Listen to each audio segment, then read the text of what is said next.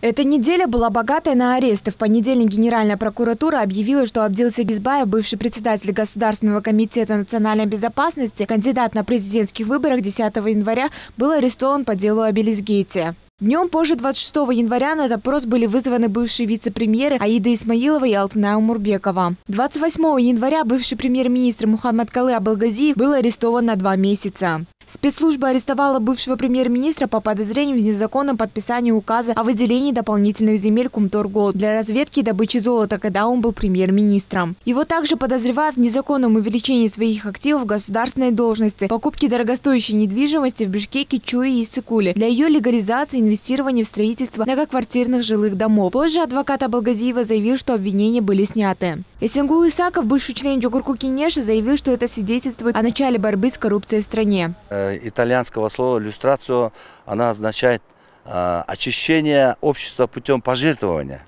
В связи с этим в настоящее время мы должны именно принять закон о люстрации и очищать общество от тех людей, которые долгие годы суверенитета нашего государства именно пользовались бюджетом, пользовались своим служебным положением и существенно принесли негативное явление нашему обществу, то есть вред нанесли. Рита Карасартова, активистка по правам человека, сказала, что последние события не сигнализируют о борьбе с коррупцией. По ее словам, все должно быть прозрачным. В частности, если не разглашать закон об экономической амнистии и декларации собственности, это только усугубит проблему с коррупцией. Для того, чтобы объединить усилия и двигаться вперед в решении сегодняшних насущных проблем безработицы, бедности и так далее, мы начали снова заниматься такой закрытой якобы борьбой с коррупцией и заниматься политическими преследованиями. Активист гражданского общества Максат Чекиев не согласен с Карасартовой. Он говорит, что недавние аресты не привели к политической мести. Причина в том, что вышеуказанные люди не смогли бы заработать столько богатства, не проработав всю оставшуюся жизнь на государственной службе.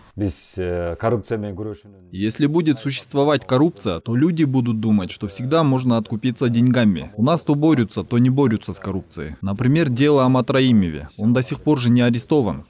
Между тем, согласно международному исследованию коррупции Transparency International, Кыргызстан занимает 124 место из 180 стран. По итогам 2020 года Кыргызстан получил 31 балл, так же, как и Кения, Мексика и Пакистан. Как говорит Садыр Джапаров, если мы победим коррупцию, то наша страна начнет расти и развиваться.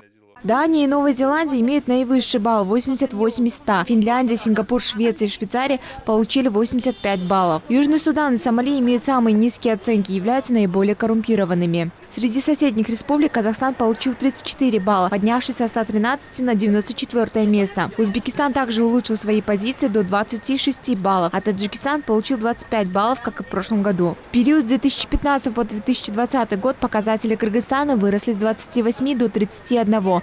Айджан Аманова, Тынч Тукульбаев, Ньюс ТВ.